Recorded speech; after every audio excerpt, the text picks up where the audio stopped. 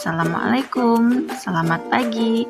Nah, kali ini kita akan belajar kelas 4, tema 3, subtema 1, pembelajaran 3, yaitu muatan pelajaran IPA tentang bagian-bagian tumbuhan. Anak-anak, sebelum belajar, marilah kita berdoa terlebih dahulu. Berdoa mulai. Selesai. Nah, tujuan pembelajaran yang kita capai yaitu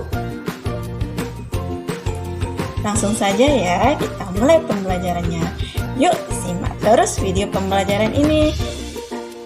Anak-anak, saat kamu berada di pohon yang rindang dan besar, anak-anak pasti akan merasakan udara yang segar dan sejuk, bukan? Nah, itu karena pohon menghasilkan oksigen melalui proses fotosintesis di daunnya. Makanya, jika tumbuhan itu memiliki daun yang lebat dan banyak, pasti akan berembus kencang, menjadikannya udara sangat sejuk karena tumbuhan atau pohon itu menghasilkan oksigen yang kita hirup. Nah, coba bayangkan, jika kita berada di tempat yang gersang, pasti udara akan terasa sangat panas, bukan? Nah, ini terjadi karena tidak ada daun untuk proses fotosintesis yang akan menghasilkan oksigen untuk kita hirup dan rasakan. Maka untuk itu, kita harus menjaga hutan sehingga udara menjadi sejuk dan segar. Nah, anak-anak, tahukah kamu bagian-bagian dari tumbuhan? Yuk kita cari tahu melalui video pembelajaran ini. Nah, bagian-bagian tumbuhan yang pertama ada namanya akar. Yang kedua, batang. Yang ketiga, daun. Yang keempat, bunga. Dan yang kelima, buah. Nah, kita bahas satu-satu ya. Akar merupakan bagian tumbuhan yang umumnya berada di dalam tanah.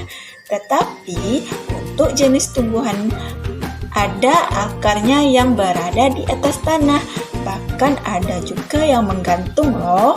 Nah, akar ini berfungsi sebagai bagian yang mengokohkan tumbuhan. Nah, jika tidak ada akar, tumbuhan akan menjadi tidak kokoh, mudah dicabut, mudah roboh ketika diterpa oleh angin, atau ketika hujan turun akan hanyut terbawa oleh air hujan. Zat-zat mineral dan air yang dibutuhkan untuk membuat makanan akan diserap oleh akar dari dalam tanah.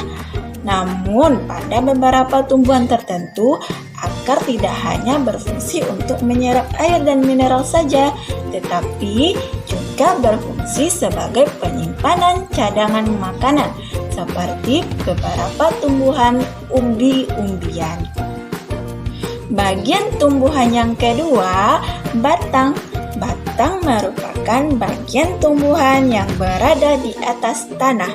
Batang berfungsi sebagai tempat munculnya daun, bunga, dan buah.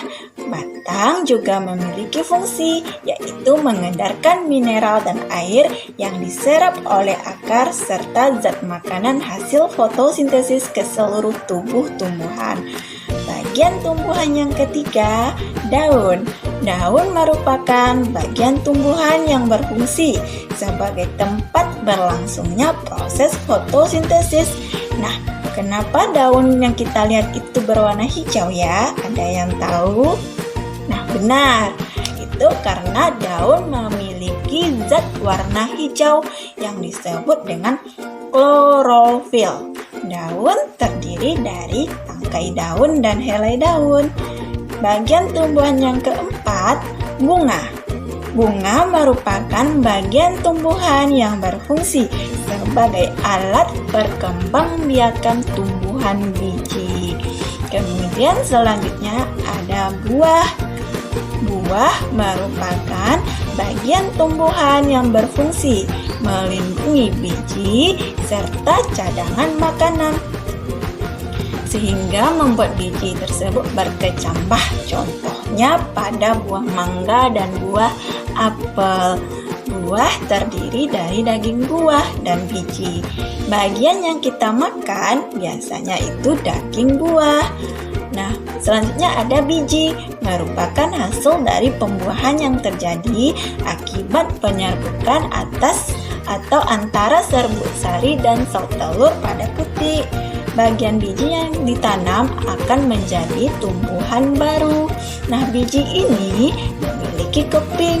Ada biji yang berkeping satu namanya monokotil dan biji berkeping dua namanya dikotil. Nah, itulah bagian-bagian tumbuhan yang harus anak-anak ibu ketahui. Nah, anak-anak, tumbuhan ini memiliki manfaat yang sangat penting untuk kita. Maka kita harus menjaga tumbuhan atau pepohonan yang ada di sekitar kita agar tetap lestari dan terjaga keseimbangannya. Bagaimana cara kita melestarikannya? Yaitu kita harus merawat tumbuhan tersebut, menanam kembali tumbuhan atau pohon di sekitar kita yang sudah gundul, kemudian menyirami tanaman tersebut. Jangan sampai dirusak atau ditebang sembarangan, apalagi mencabut pohon atau bunga yang ada di sekitar kita. Nah, semua bagian dari tumbuhan itu sangat penting. Makanya kita harus merawat dan menjaganya dengan benar. Jangan sampai dirusak agar kita bisa menikmati dan menghirup udara yang segar dan sejuk. Kita juga bisa menikmati keindahan alam di sekitar kita. Nah, sekian pembelajaran kita hari ini. Sampai jumpa di video berikutnya. Assalamualaikum warahmatullahi wabarakatuh.